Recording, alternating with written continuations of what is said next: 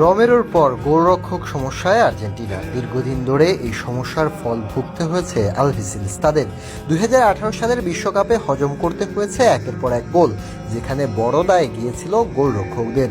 এক গোলরক্ষক কিভাবে দল পরিবর্তন করতে পারে সেটাই করে দেখালেন একজন, তিনি আর্জেন্টাইন এমিলিয়ানো মার্টিনেজ।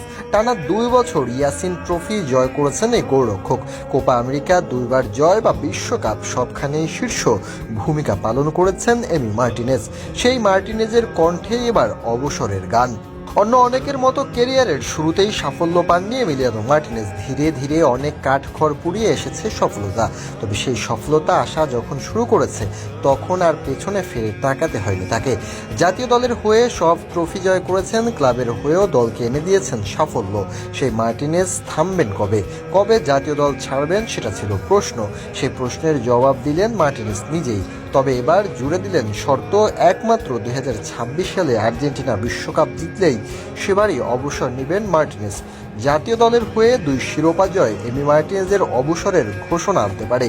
এই শতকের ফুটবলে ছিল চ্যাম্পিয়ন্সের কার্স, সেখান থেকে 2022 সালে ফ্রান্স খেলে বিশ্বকাপের ফাইনাল। তবে বিশ্বকাপ জয় করতে পারেনি দলটি। ব্রাজিল, উরুগুয়ে ছাড়া কোনো দলই টানা 2 বিশ্বকাপ জয় করতে পারেনি। এর বাইরে এই শতকের কেউ টানা বিশ্বকাপ জয় করতে পারেনি। সেই ধারা ঘুচাতে চান মার্টিনেজ, জয় করতে চান 2026 বিশ্বকাপ। সাম্প্রতিক সময়ে বছরের সেরা গোলরক্ষক হওয়ার পর মার্টিনেজ এক সংবাদ মাধ্যমকে জিজ্ঞেস করেন কোন দল কি আছে যারা 2বার বিশ্বকাপ জয় করেছে টানা। এরপর তিনি বলেন, আমি শপথ করলাম যদি আর্জেন্টিনা 2026 বিশ্বকাপ জয় করে আমি অবসর নেব। বিশ্বকাপের পরপরই অবসর নেব আমি যদি 2বারের বিশ্ব চ্যাম্পিয়ন হই আমি অবসর নেব।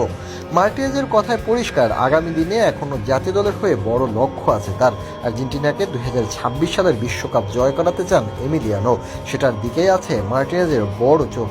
আর মার্টিনেজের অবসরের ঘোষণার কথাই যেন এটা প্রমাণ করতে চেয়েছেন তিনি। আর্জেন্টিনাকে আরও একবার শিরোপা না জিতিয়ে থামছেন না এই অভিজ্ঞ গোলরক্ষক।